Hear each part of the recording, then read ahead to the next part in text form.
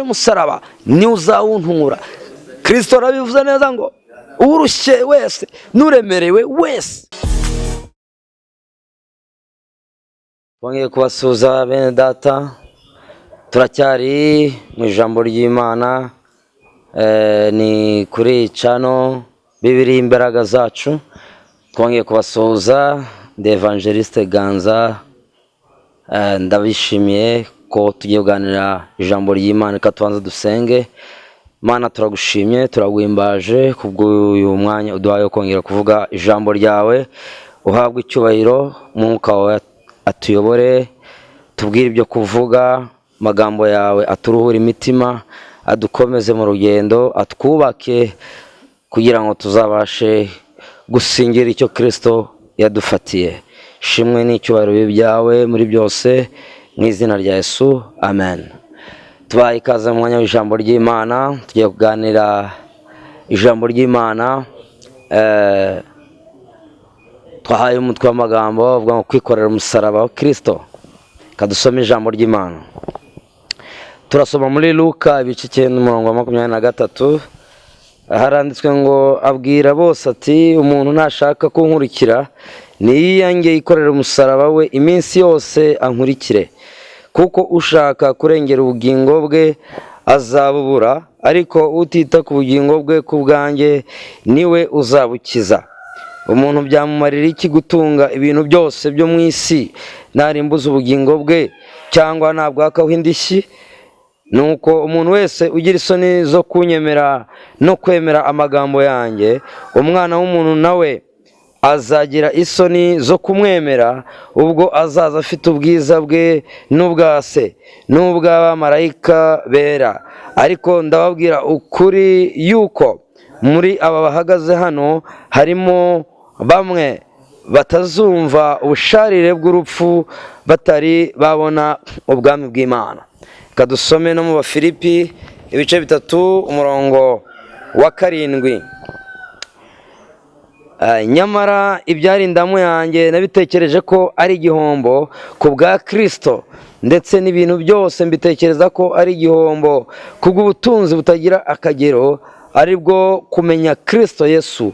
Kubw'uwo nahombye ibyanjye, ndetse mbitekereza ko ari amase, kugira ngo ndonke Kristo kandi mboneke ko muri we ntafite gukiranuka kwanjye kuva mu mategeko, ahubwo mfite ukuzanwa no kwizera Kristo, ariko gukiranuka kuva ku Mana guheshwa no kwizera. Mwakira ijambo ry'Imana. Nongeye kubahereza ikaze mu mwanya w'ijambo ry'Imana, ijambo riruhura umutima, ijambo ritwubaka. Dusomye amagambo meza muri Luka ibice 9:23. Ni ahantu Yesu arimo aganira abwira abigishwa be, arababwira ngo ushaka kunkurikira niyiyange yikorera umusaraba we iminsi yose ankurikire. Reka dutinde kuri iri jambo gatoya. Ushaka kunkurikira, ninde ushaka gukurikira Yesu? N'ufite ubushake mu mutima we, n'ufite ishyaka, numva akunze Kristo, numva akunze agakiza. Muri isi ni benshi bakunze agakiza, ni benshi bakurikiye, bashaka gukurikira Kristo, ariko se ni bangahe bashobora kumukurikira? Ni bangahe babasha kumwegera? Ni bangahe bashaka kugendana nawe? Yesu yarabivuze neza, arabisobanura, atanga ibiranga umuntu ushaka kugendana nawe mu rugendo. Yaravuze ngo icyambere ni yiyange. Ese umuntu ashobora kwiyanga? Ni gute wakwiyanga? Ko twese tubizi umubiri uraryana, ubuzima buragora. Ese umuntu yakwiyanga gute? Ese Kristo aratwanga kutubwira ngo nitwiyange kugira ngo tubone kumukurikira? Ese aratwanga? Kristo aradusaba ngo nitwiyange. Kwiyanga muri iyi si dufite byinshi bituryohera. Isi iraryoha, byaha biraryoha, ubuzima, umubiri udusaba byinshi biwuryohera, ariko ibiryohera umubiri ntabwo biryohera Kristo, ntabwo biryohera ubwami bw'Imana. Turi mu isi aho dufatanye, turi mu ntambara, turimo turwana urugamba, kandi intambara turimo turwana si intambara y'umubiri, ni intambara y'umwuka. Ndagira ngo nkubwira ngo Kristo aragusaba ngo wiyange. Wiyange wanga ibinezeza umubiri, wanga ibinezeza ubugingo, wange imirimo ya kamere, wange ibyo kamere gusaba kugira ngo ubashe gukurikira Kristo. Ngo nimwiyange. Icya kabiri ngo mwikorere umusaraba we iminsi yose. Reka tuvuge ku kintu cyo kwikorera umusaraba. Bene data, kwikorera umusaraba ntabwo ari ugufata igiti ngo ukibaze mu musaraba, numara ushyire hejuru ku mutwe wawe, ugende uzenguruka ahantu hose urimo wereka abantu yuko wikoreye umusaraba. Umusaraba batubwira kwikorera mu ijambo ry'Imana ntabwo ari umusaraba w'igiti, ni umusaraba mu bitekerezo byawe, ni umusaraba mu mutima wawe, ni umusaraba mu buzima bwawe, ni umusaraba. Ni ukwikorera amategeko y'Imana, ni ukwikorera ubutumwa bwiza, ni ukwikorera ijambo ry'Imana, ni ukuzana abantu kuri Kristo, ni ukwihangana, ni ugukora ibyo Imana igushakaho. Niko kwikorera umusaraba. Ntabwo ushobora gukurikira Kristo ngo ufate iby'ubugingo. Ijambo ry'Imana ryatubwiye neza hepfo, riratubwira ngo ushaka kurengera ubugingo bwe ngo niwe uzabubura, ngo ushaka kurengera ubugingo bwe azabutakaza. Muri iyi si iyo ushaka kurengera ubugingo bwawe, iyo urimo wiyumva wifitiye impuhwe mu rugendo rugana Siyoni, mu rugendo rugana mu ijuru, amahirwe menshi uba uri kuyatakaza yo gukurikira Kristo, yo kugendana nawe.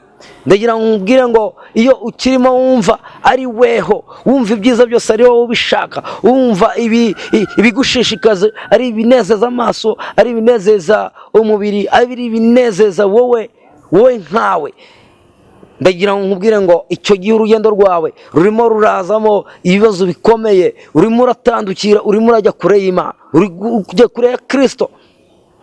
Ngo niwiyange. Numara kwiyanga, numara kwanga isi, numara kwanga ibigushuka, ibikuvana mu mwanya, ngo wikorere umusaraba wawe, wikorere ibibazo byawe, wikorere ingorane zawe, wikorere intambara zawe. Bene data, gukurikira Yesu ntabwo ari umunyenga, ntabwo ari ukujya mu modoka, ntabwo ari ukujya mu ndege, ntabwo ari ukujya mu bwato. Oya, gukurikira Kristo ni ukwiyemeza, ni ugufata umwanzuro, ni ukwiyambura isi. Pawulo yaravuze neza ngo ngaragara, ngo mbambwe mu maso y'ab'isi, ngo nabo kandi ndabareba imbere yanjye nkabona babambwe.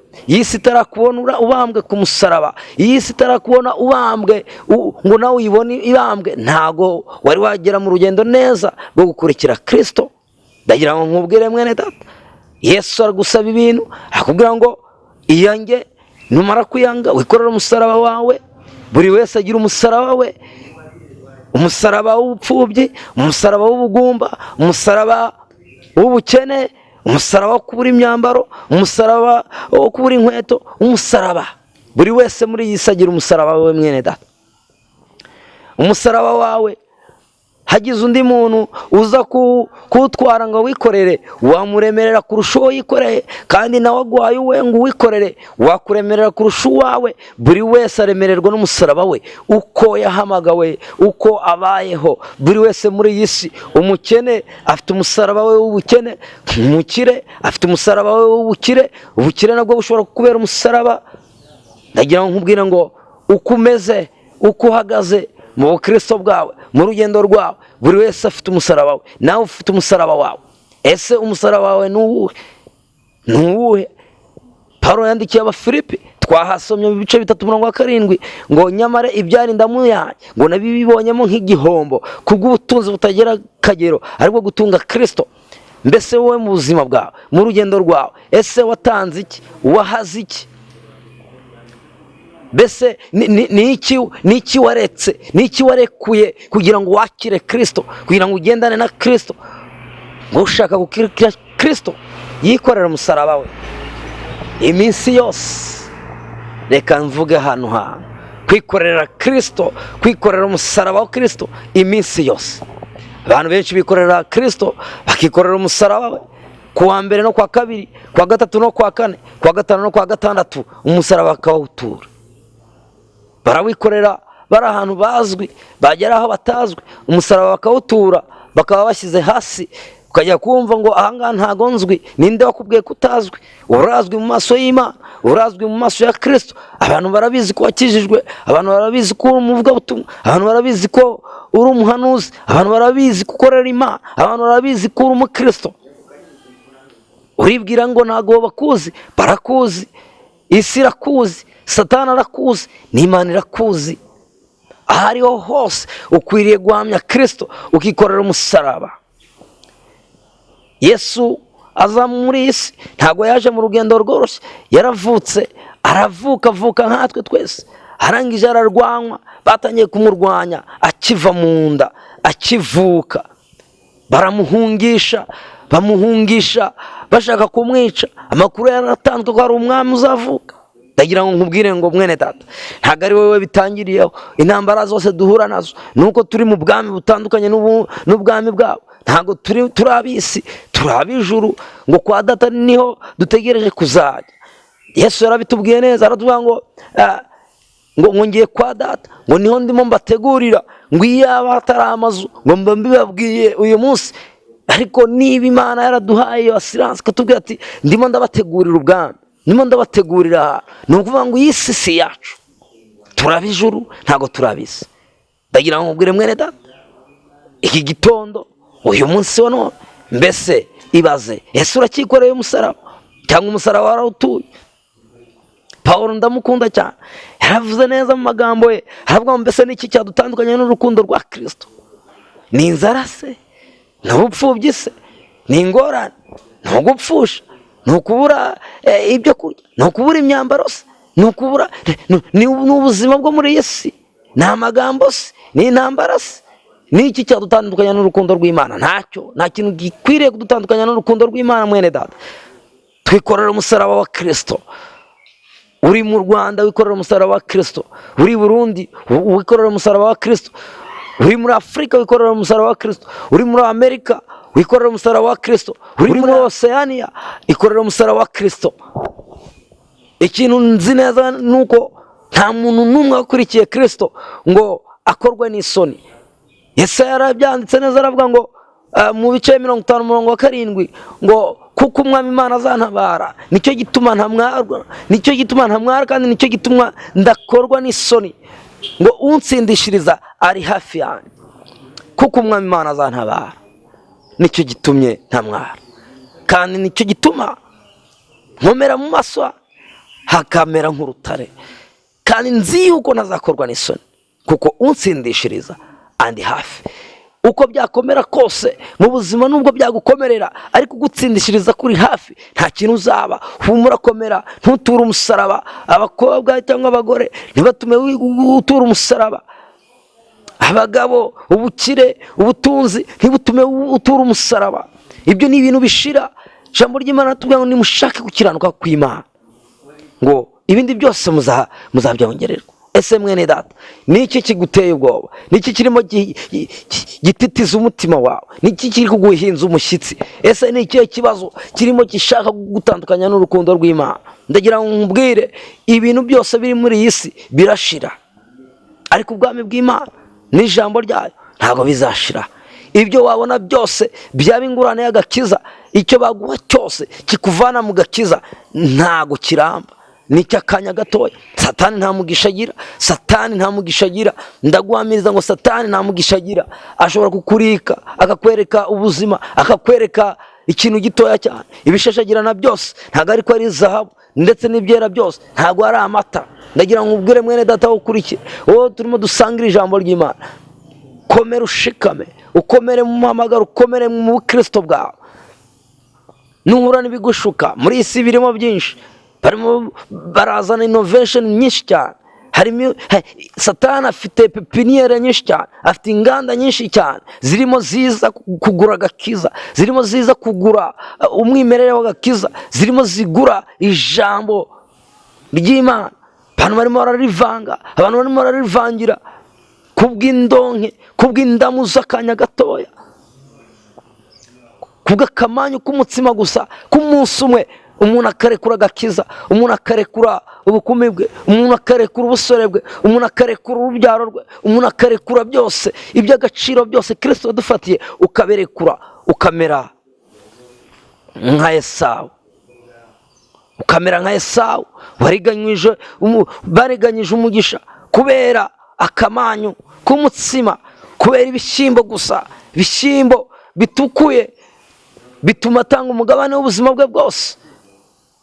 reka wowe uri kumvira ijambo, Imana idufashe, Imana idukomeze. Reka tumenye iby'agaciro kurusha ibindi, tumenye ibidufitiye umumaro kurusha ibindi. Reka kwirukanka kubigenda muri iyi si, ntabwo uzabishyikira, ntabwo uzegera ubishyikira. Ndakubwiza ukuri, hari benshi babishatse mbere yawe ariko ntabwo bari babigeraho. Mu byo ukora byose ubaha Imana, wikorera umusaraba. Ikibazo ni cyiza, nigishaka gutura umusaraba ukibwira ngo oya, ndakikoreye umusaraba, kandi uwo nikorere umusaraba ni uzawuntura. Kristo arabivuze neza ngo urushye wese n'uremerewe wese ngo naza nsange ngo ndamuruhura, naza nsange ndamuruhura. Ese ninde uri kubwira ibibazo byawe muri iyi minsi? Ninde urimo ubwira ingorane zawe? Ese uwo nguwo uri kubwira ibibazo byawe ntashobora kuba ari we ntandaro yo kugira ngo uture umusaraba? Ese uwo nguwo si uzakubera igicantege? Reka nkubwire mwene data, niba ibibazo bikugoye, niba ubuzima bukugoye, niba intambara zibaye nyinshi, reka gutura umusaraba, ahubwo sanga Kristo, umutumbire, umuhanga amaso.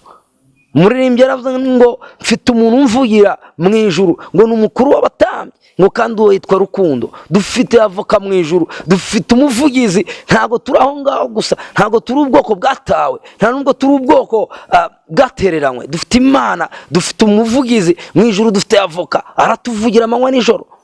Ibitubaho byose arabibona, intambara ducamo arazibona, umusaraba uburemere bwawe arabuzi, yarawikoreye. Barawumwakira, umukubita hasi inshuro nyinshi, bawumubambaho, ntabwo ayobewe uburibwe bwawo.